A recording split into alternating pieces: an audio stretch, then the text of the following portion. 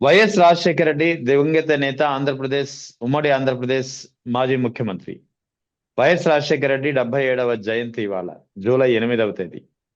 So ఈ సందర్భంగా YS Rajasekhara రెడ్డిని ఎందుకు ప్రజలు ఇప్పటికీ గుర్తుంచుకుంటున్నారు అంటే ఏ అంశాలు తోడవుతున్నాయి, ఏ అంశాలు మనం చెప్పుకోవచ్చు అనేది చాలా కీలకమైనటువంటి అంశం.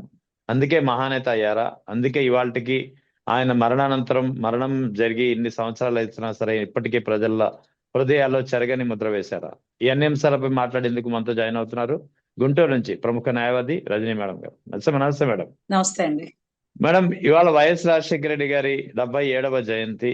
ఇవాళకి ప్రజల హృదయాల్లో చెరగని ముద్ర వేశారు. అసలు ఆయన్ని ఇంతలాగా ప్రజలు ఇవాళకి గుర్తుంచుకోవడానికి కారణాలు ఏంటంటే మీరు చెప్పే విశ్లేషణ ఏంటి? నమస్తే సార్. ముఖ్యంగా ఇవాళ రోజు 77వ జయంతి సందర్భంగా రాజశేఖర రెడ్డి, దివంగత నాయకుడు రాజశేఖర రెడ్డి గారికి రాష్ట్రంలోని ప్రతి ఒక్కరూ అంటే పార్టీలకు అతీతంగా, కులాలకు అతీతంగా ఆయన నుంచి ప్రతిఫలం పొందిన ప్రతి ఒక్కరూ రుణపడి ఉంటారు ఆయనకి, ఆయన కుటుంబానికి. ఎందుకని ఈ మాట చెప్తున్నానంటే, పార్టీలకు అతీతంగా అని ఎందుకన్నానంటే, ఒక అద్భుతమైన పథకాలను ఇవ్వాలని కాదు, ప్రజలకి ఉపయోగంగా ఉండాలి అనేది ఒక ఒక గొప్ప నినాదం అండి.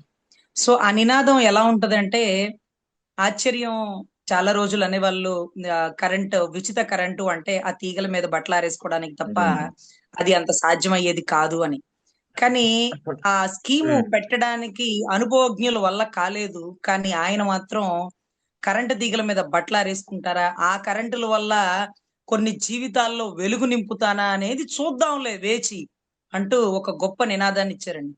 2003 టైం అనుకుంటండి, బాగా కరువు టైం. చేవెళ్ల నుంచి ఇచ్చాపురం వరకు పాదయాత్రని పూనుకున్నారు. 1475 కిలోమీటర్లు పాదయాత్ర, 104 రోజుల్లో. ఆయన చేసినటువంటి పాదయాత్ర సారాంశం ఏంటంటే, ప్రతి ఏరియాలో ఆ నియోజకవర్గ సమస్యలు కాకుండా అందరికీ సంబంధించినటువంటి ప్రధానమైన సమస్య, రోగాలకి మందులు ఉండట్లేదండి. ఆ మందులు కొనుక్కోవడానికి డబ్బులు అందట్లేదండి. రోగాలతోనే ప్రాణాలు పోతున్నాయండి అంటున్న పరిస్థితుల్లో ఎలా ఇది అంటూ ఒక అద్భుతమైన ఒక డాక్టర్ మనసు ఎలా స్పందించింది అంటే అదే ఆరోగ్యశ్రీ.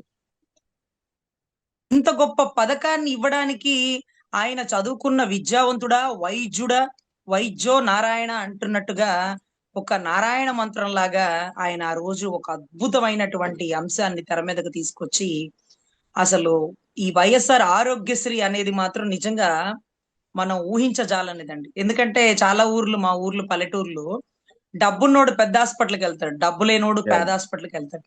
కానీ పేదోడు లేకుండా డబ్బు లేనివాడు కూడా డబ్బున్నోడి బెడ్ మీద పక్క బెడ్ లోనే పడుకున్నాడు అంటే, అయ్యా అయ్యా రాజన్న అని ఒక్కసారి తలుచుకొని ఆ మంచం ఎక్కేటప్పుడు, ఆ బెడ్ మీద పడుకునేటప్పుడు ప్రతి పేషెంట్ తలుచుకునే వాళ్ళు. ఎందుకంటే వాళ్ళు ఆశ్చర్యపోయేవాళ్ళు. కారుల్లో అవతలోళ్ళు వచ్చేవాళ్ళు, కాలినడకన బస్సుల్లో వీళ్ళు వచ్చేవాళ్ళు. ఇద్దరికి ఒకటే వైద్యం. ఇది ఆ నాయకుడు పుణ్యం.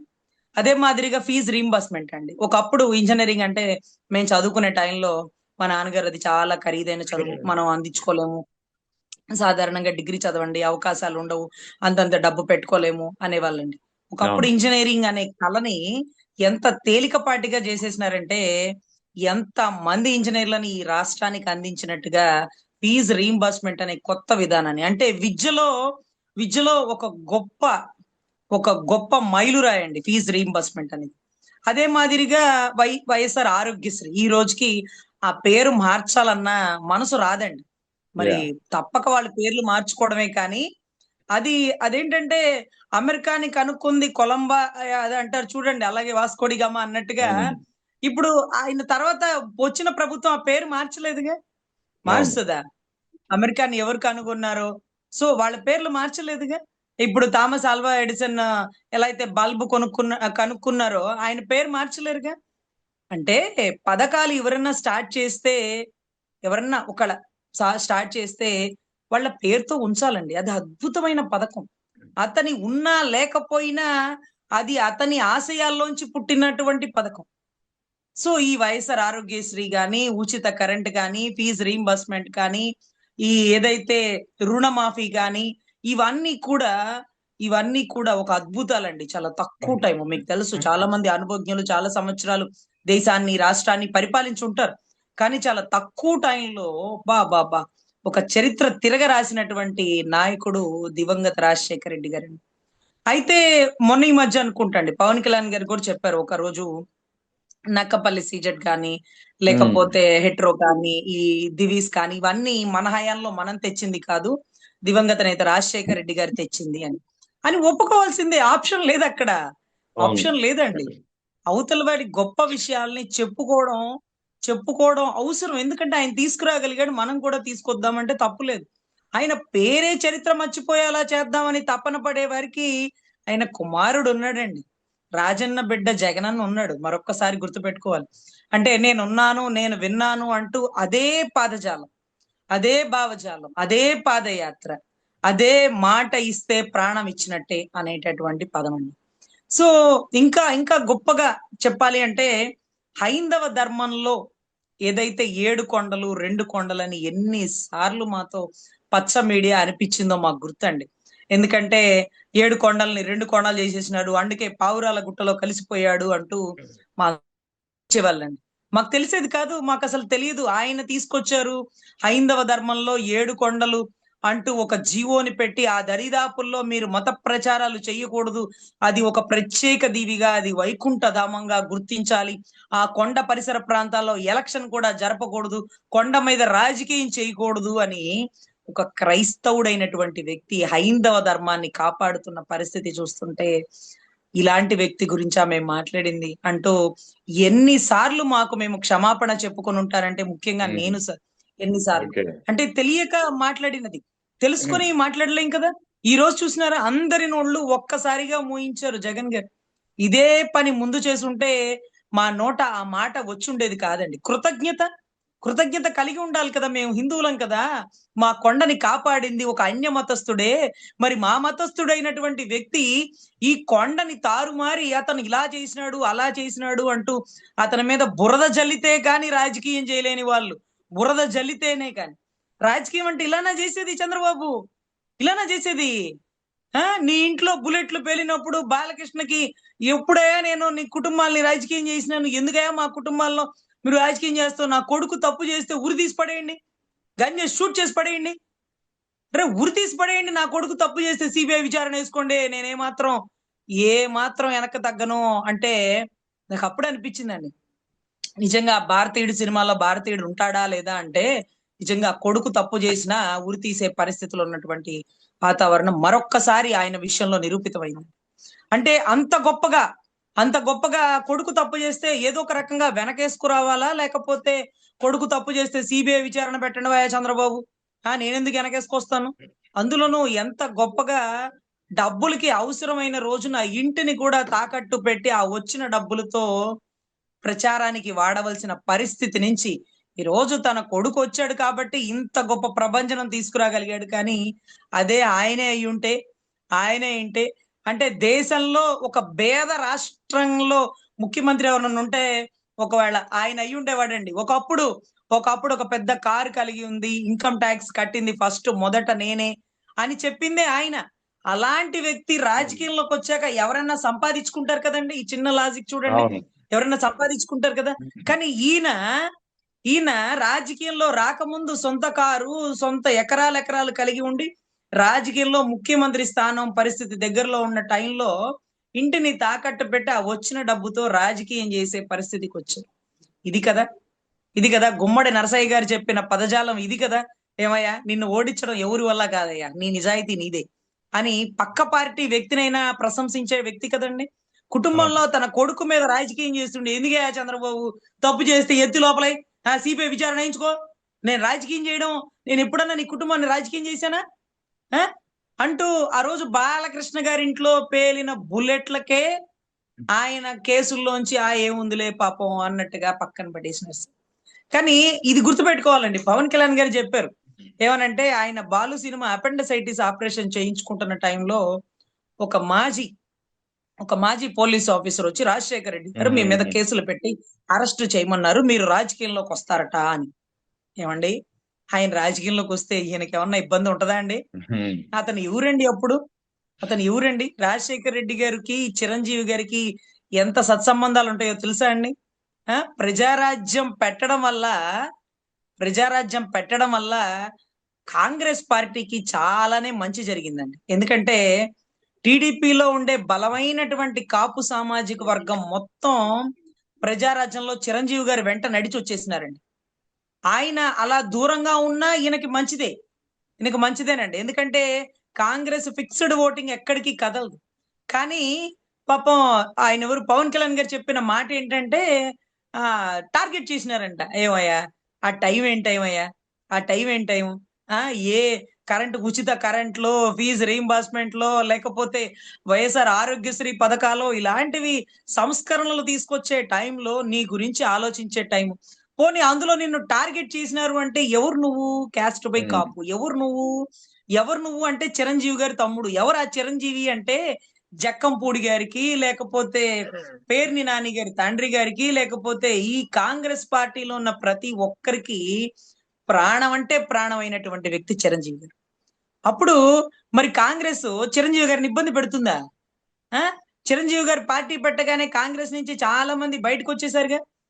మళ్ళీ ఆయన ఎటు కలపాలి అన్నప్పుడు కాంగ్రెస్ లోనే కలిపారుగా. అంటే రాజశేఖర రెడ్డి గారిని శత్రువుగా భావిస్తే టీడీపీలో కలుపుండేవాళ్ళు కదయ్యా. మరి ఎందుకు కాంగ్రెస్ పార్టీని రాజశేఖర రెడ్డి గారిని ఎందుకు శత్రువుగా భావించలేదు? ఎందుకు భావించలేదంటే రాజశేఖర రెడ్డి గారి మనసు చిరంజీవి గారికి బాగా తెలుసు. కొన్నాళ్ళు ట్రావెల్ చేసినారుగా. అడగండి. మొన్నటి రోజు కూడా జగన్ గారి ఇంటికి వెళ్లి భోజనం చేస్తున్నప్పుడు ఆయన అన్న మొట్టమొదటి మాట నాన్నగారు గుర్తొచ్చారు. ఆయన టైంలో మమ్మల్ని ప్రతిపక్ష నాయకుడిగా కాక, ఏమయ్యా నువ్వు ఎప్పటికీ మెగాస్టార్ వేనయ్యా, నీ స్టారే అని ప్రతిపక్ష నాయకుడు అయినప్పటికీ నన్ను ఆయన సంబోధించే పదజాలం. అలాంటి ప్రత్యర్థిని నేను కనుచూపు మేరలో చూడలేను. అతను నా ప్రత్యర్థి అవడం, తర్వాత అతనితో కలిసి నేను ట్రావెల్ చేయడం ఇది నా అదృష్టంగా భావిస్తాను అని నీ అన్న చిరంజీవి గారి మాటలు దయచేసి ఒక్కసారి మళ్ళీ మీరు పురస్కరించుకోవాలి. అంతేగాని బురద జల్లితే రాజకీయం అంటే అది చాలా ఆశ్చర్యం అండి. చూసారా ఈరోజు 7 కొండలు 2 కొండలు అంటూ మాలాంటి వాళ్ళతో అందరి నోట చెప్పించి, పాపం పవన్ కళ్యాణ్ గారి నోట నుంచి కూడా చెప్పించినటువంటి చంద్రబాబు గారు ఒక్కసారి జగన్ గారు బయటకు వచ్చి ఒక వీడియో ప్లే చేశాక ఏకదం మొత్తం కథం కదా. ఇంకా అయిపోయింది కదా, ఇంకేం మాట్లాడతాం? అయిపోయా. ఇంకా అసలు ఆ టాపిక్ ఎత్తడానికి కూడా అర్హత లేదు. ఆ టాపిక్ మాట్లాడాల్సిన గతంలో మాట్లాడి తలుచుకుని ఇలాంటి గొప్ప వ్యక్తి గురించా మనం మాట్లాడింది? అరే అతని చావు గురించి కూడా క్రిటిసైజ్ చేపించాం. ఇదా రాజకీయం? ఇదా సిగ్గుమాల పని? పావురాల గుట్టలో గలిసిపోయినాడు, కొండ గురించి మాట్లాడాడని ఈ రోజుకి మొన్నటి దాకా జగన్ గారి వీడియో ప్లే చేసే వరకు మొన్నటి దాకా మాట్లాడిచ్చాడు. తప్పు కదా. అవతల వారి చావు గురించి మాట్లాడిచ్చడమా? ఆ వ్యక్తి చనిపోయినప్పుడు ఎన్ని గుండెలు ఆగిపోయినాయి. ఆ గుండెలు ఆగిపోయిన ప్రతి కుటుంబాన్ని కలవాలని జగన్ గారు పూనుకుంటే కాంగ్రెస్ ఎంత గొప్పగా, అప్పట్లో సోనియా గాంధీ గారు ఎంత గొప్పగా ఆపిపడేసినారు. అయినా సరే నా తండ్రి చావు విని చనిపోయినటువంటి ప్రతి ఒక్కరు నా కుటుంబ సభ్యులని వారందరినీ కలిసి, మీకు గుర్తుందో లేదో సార్, వాళ్ళకి చెక్ అమౌంట్ ఇచ్చారు. అది ఎక్కడా వీడియోలో కనపడలా. అరే నా కుటుంబం అనుకున్నప్పుడు నేను నా మనస్ఫూర్తిగా నా కుటుంబ సభ్యులకి సహాయం చేస్తే మీరు ఫోటోలు గిటోలు తీకండి, లోపల ఎంత అమౌంట్ ఉందో కూడా మీకు అనవసరం, వాళ్ళకి తెలుసు అంటూ ఇచ్చినటువంటి గొప్ప వ్యక్తి అండి. అంటే సహాయం చేసి వేరెవ్వరికీ చెప్పనటువంటి వ్యక్తి. మరి ఇక జగన్ గారు తండ్రి ఆయనకి చెప్పినటువంటి మాట, నా నాయన రాజకీయాలు చేస్తున్నప్పుడు ఈ చదువు ఏందిలే అన్నప్పుడు ఆయన ఎవరండి? వాళ్ళ మాస్టర్ గారు, లేదు రాజశేఖర్ రెడ్డి గారు చదవాలి, చదివితేనే, చదువుకున్న విద్యావంతుడు రాష్ట్రాన్ని పరిపాలించినప్పుడే రాష్ట్రం అభివృద్ధి పదంలో ముందుకు వెళ్తుంది అంటే అప్పుడు చదువు విలువ ఎంత గొప్పగా ఆ మాస్టర్ గారు నాకు చదువుని చెప్పినారు, ఆయన గురు రుణం ఉంచుకోకూడదు అంటూ ఇవాళ రోజు 2500 మంది బిడ్డల్ని పులివెందల పరిసర ప్రాంతాల్లో ఒక గొప్ప ప్రామాణికంగా రోల్ మోడల్ స్కూల్ లాంటి స్కూల్లో చదివిస్తున్నారు అంటే తండ్రి రుణం కొడుకు ఇంకా కూడా తీర్చుకుంటూ ఉన్నారు. సో ఇటువంటి గొప్ప కుటుంబం అండి వైఎస్ఆర్ కుటుంబం అంటేనే ఒక గొప్ప కుటుంబం అనిపించేలాగా ఈ రోజు కూడా గొప్ప గొప్ప పథకాలు, ఆయన ఎలా అయితే ఫీజు రీయింబర్స్మెంట్ పెట్టి విద్యలో మార్పులు చేర్పులు తీసుకొచ్చారో అదే మాదిరిగా కొడుకు కూడా అదే బాటలో ఈ రోజు బిడ్డలకి షూస్ ఇచ్చారు. ఎందుకంటే కాన్వెంట్ లో పిల్లలు వేసుకుంటారండి షూస్, గవర్నమెంట్ స్కూల్ పిల్లలకు ఉండదు. కానీ గవర్నమెంట్ స్కూల్ బిడ్డలకి ధీటుగా, అంటే రాజశేఖర రెడ్డి గారు ఏం చేసినారు, బాగా డబ్బు లేనివాడు ఇంజనీరింగ్ చదవలేడు, డబ్బున్నవాడు చదువుకుంటాడు. కానీ డబ్బున్నవాడితో సమానంగా ఇంజనీరింగ్ కూడా అందరూ చదువుకోవచ్చు అంటూ ఇచ్చినటువంటి పథకం ఫీజు రీయింబర్స్మెంట్ అండి. సో అవును. అటువంటి పథకంతోనే ధీటుగా ఈ రోజు ఏదైతే జగన్ గారు గవర్నమెంట్ స్కూల్ పిల్లల్ని, ప్రైవేట్ స్కూల్ పిల్లల్ని ఈక్వల్ గా ఏదైతే బూట్లు, ఏదైతే బ్యాగ్లు, ఏదైతే డిజిటల్ బోర్డులు, ఏదైతే ట్యాబ్లు, ఏదైతే ఆక్స్ఫర్డ్ డిక్షనరీలు అండి. మా చిన్నప్పుడు ఒక ఇంట్లోనే ఎక్కడో డిక్షనరీ ఉండేది టీచర్ గారి ఇంట్లో. రోజుకు గంట పోయి ఆ డిక్షనరీ ఎలా చూడాలి అని నేర్చుకోవడానికి ఒక టైం కేటాయించుకునే వాళ్ళం. ఈ రోజు ఒక అద్భుతమైనటువంటి ఆక్స్ఫర్డ్ డిక్షనరీని ప్రతి ఇంట్లోనూ అందరికీ అందుబాటులో ఉండే అవకాశాన్ని కల్పించారు. అంటే విద్యలో ప్రణాళికలు మౌలికంగా ఇది ఉంటే బిడ్డలకి ఇంకా బాగా చదువుకుంటారనే దాంతో ఒక దృక్పథంతో ఇచ్చినటువంటి అవకాశాలండి. సో ఇది ఏదైతే స్కూల్ కి సంబంధించి అదే మాదిరిగా అదే మాదిరిగా ఆయన తీసుకొచ్చినటువంటి ఫిషింగ్ హార్బర్లు కానీ, పోర్ట్లు గాని, లేకపోతే ఇంకా కొన్ని కొన్ని పథకాలు ఏదైతే తండ్రికి కొడుకు ధీటుగా ఇంకా గొప్పగా ఇంకా గొప్పగా ఒక అభివృద్ధి పదంలో తీసుకువెళ్తారంటూ నేను మనస్ఫూర్తిగా నమ్ముతున్నానండి. ఇవాళ రోజు దివంగత రాజశేఖర రెడ్డి గారి జన్మదినం సందర్భంగా ఆ కుటుంబం అంటే విజయమ్మ గారు ఆ పరిసర ప్రాంతాల్లో అందరూ కూర్చొని అక్కడ ఒక ప్రేయర్ జరుగుతున్నప్పుడు నేను చూసినానండి. ఆ తల్లి ప్రేమగా దగ్గర తీసుకొని మాట్లాడిన తీరు గాని, విధానం గాని, రాసే రాతలకి, మాట్లాడే వారికి ఒక్కటే చెక్కండి. ఎప్పటికీ నా బిడ్డే కాకపోతాడా? ఎప్పటికీ నా బిడ్డే కదా! మీరు రాసే రోత రాతలకి ఒకే సమాధానం. ఆయన్ని ప్రేమగా ఆలింగనం చేసుకొని ఒక ముద్దు పెట్టుకుంటూ ఆ తల్లి ఇచ్చినటువంటి సందేశం ఈ పచ్చ మీడియాకి ఏం సమాధానం చెప్తారో ఒకసారి చూడాలండి. సో ఎనీవే ఒక మంచి మెసేజ్ సొసైటీకి అందించినటువంటి రాజశేఖర రెడ్డి గారి తనయుడుగా జగన్ గారు కూడా గొప్ప గొప్ప పథకాలు తీసుకొస్తూ రాష్ట్రాన్ని అభివృద్ధి పదంలో రానున్న రోజుల్లో ఇంకా గొప్పగా తీసుకువెళ్తారు అంటూ మనస్ఫూర్తిగా నమ్ముతున్నామండి. అయితే ఇంకొక విషయం మేడం, ఇక్కడ ప్రధానంగా వైఎస్ రాజశేఖర రెడ్డి ఏ విధంగా పరిపాలించారు, ఆయన తీసుకున్నటువంటి నిర్ణయాలు ఏ విధంగా ఉన్నాయి అనేది ఒక్కొక్కటి వెలుగులోకి వచ్చేసరికి మీలాంటి వాళ్ళకి, ముఖ్యంగా గతంలో మీరు విమర్శించి ఉన్నారు కదా, సో మీలాంటి వాళ్ళకి ఒక్కొక్కటిగా నిజాలు బయటకు వచ్చే కొలది ఇప్పుడు ఏమనిపిస్తుంది? సార్ ఆ తప్పు వైఎస్ఆర్ పార్టీది అని చెప్పాలి సార్. ఎందుకంటే అవతల వారు ఒక మాట అన్నప్పుడు దానికి ఇలా కాదు అలా అని అప్పుడే చెప్పుండాలి. ఎందుకంటే ఇప్పుడు 7 కొండలు 2 కొండలు అని మేము మాట్లాడుతున్నప్పుడు ఏదైతే పచ్చ మీడియా చేసినటువంటి ప్రోపకాండ ఎలా ఉంటుంది అంటే అది కేవలం కొండల్ని 7 కొండల్ని 2 కొండలు అన్నారు కాబట్టే ఆయన పావురాల గుట్టలో కలిసిపోయినారు అని మాట్లాడిచ్చే వాళ్ళకి లేదు నా తండ్రి ఆ రోజు 7 కొండలు అనే దాన్ని ఏదైతే ఒక ఫిక్స్డ్ గా ఒక జీవో రూపంలో ఇచ్చి ఎవరు దీన్ని మార్పులు చేర్పులు చేయలేనంతగా, అదే మాదిరిగా కొండ మీద ఎలక్షన్ కూడా జరగకూడదు, కొండ పరిసర ప్రాంతాల్లో ఎప్పుడు అన్యమత ప్రచారం జరగకూడదు, ఆ వైకుంఠ ధామం అలాగే ఉండాలి, మనం ఉన్నా లేకపోయినా అని ఇచ్చినటువంటి ఏదైతే జీవోని మొన్నటి రోజు ఆయన ఎవిడెంటరీగా ప్లే చేసి మా నాయనే కదా జీవో తెచ్చినాడు, మీరు మా మీద బురద జల్లుతారా అని మొన్న చెప్పారండి. అందుకనే మాకెప్పుడు తప్పు అని అనిపించదండి. కాకపోతే మాకు తెలిసేలా చేయాల్సింది మీరు చేయడంలో ఫెయిల్ అయ్యారు. ఎప్పుడైతే మీరు నోరు తెరిచి మాట్లాడారో మేమేంటండి, ఉప ముఖ్యమంత్రి గారు కూడా మళ్ళీ రెండోసారి మాట్లాడలేరు. ముఖ్యమంత్రి గారు కూడా ఇంకొకసారి మాట్లాడాలంటే ఎవిడెంటరీగా జీవోలు వచ్చేసినాయి కాబట్టి వాళ్ళు కూడా మాట్లాడలేరు. సో ఖచ్చితంగా మీరు చేసిన మంచి చేయడం గొప్ప కాదు, ఆ చేసిన మంచిని ప్రచారం చేసుకోవడం కూడా అవసరమైన పరిస్థితులు వచ్చినాయి కాబట్టి ఖచ్చితంగా ప్రచారంలో ఎప్పుడు ఫెయిల్ అవ్వకూడదండి. అదే రకంగా పవన్ కళ్యాణ్ గారిని బెదిరించినారు, లేకపోతే రాజకీయంలో వస్తాడేమో అనుకున్నారు అనేది కూడా చాలా పెద్ద తప్పండి. ఎందుకంటే కాంగ్రెస్ పార్టీలో ఉన్న వాళ్ళందరూ చిరంజీవి గారి అభిమానులు. ఎప్పుడు ఆ కుటుంబాన్ని బెదిరింపులు, హెచ్చరికలు ఎప్పుడు ఉండవు. అందుకనే ఎప్పుడు రాజశేఖర రెడ్డి గారు చిరంజీవి గారిని ప్రత్యర్థిగా ఉన్నప్పుడు కలిసిన పలుసార్లు సందర్భాల్లో కూడా ఎప్పుడు నువ్వు స్టార్ వేనయ్యా చిరంజీవి, మెగా స్టార్ వే అని చక్కటి పదజాలంతో సంబోధించేవారని ఆయన పలుమార్లు చెప్పడం. అదే మాదిరిగా జగన్ గారిని కలిసినప్పుడు నాన్నగారు గుర్తొచ్చారు. ఒక ప్రత్యర్థిగా ఉన్నప్పటికీ నన్నెప్పుడు ఎప్పుడు కూడా ఒక్క మాట గాని ప్రచార రీత్యా కూడా దూషించలేదు. సో ఖచ్చితంగా నా మనసు ఎప్పుడు ఆయనతో ప్రయాణించాలి, ఆయనతో కలిసి నడవాలి అని అనిపించే ఉద్దేశంతోనే ఆ రోజు మనస్ఫూర్తిగా కాంగ్రెస్ లో కలపడం జరిగింది అంటూ కూడా చెప్పారు. ఇంకా కూడా వైఎస్ఆర్ గారి మీద బురద జల్లాలని ప్రయత్నించే వారికి ఇదే చెక్కండి. ఆయన శత్రువు అయినటువంటి చంద్రబాబు గారి కుటుంబంలో గన్ను పేలితేనే పట్టించుకోలే. ఆ కుటుంబాన్ని ఇబ్బంది పెట్టాలంటే బాలకృష్ణ గారిని ఆ కేసులోంచి బయటకు వచ్చేవాళ్ళండి. అదేమన్నా కొట్టారు, తిట్టారు, లేకపోతే కత్తితో గాయం చేశారు, పొరపాటున చేశారు అనడానికి కాదండి. అది ఆర్మ్స్ యాక్ట్. ఆర్మ్స్ యాక్ట్ అప్పుడున్న ముఖ్యమంత్రి తలుచుకుంటే మెంటల్ సర్టిఫికేట్ పెట్టినా గానీ ఎక్కడ ఎలక్షన్ లో కూడా పోటీ చేయలేరండి.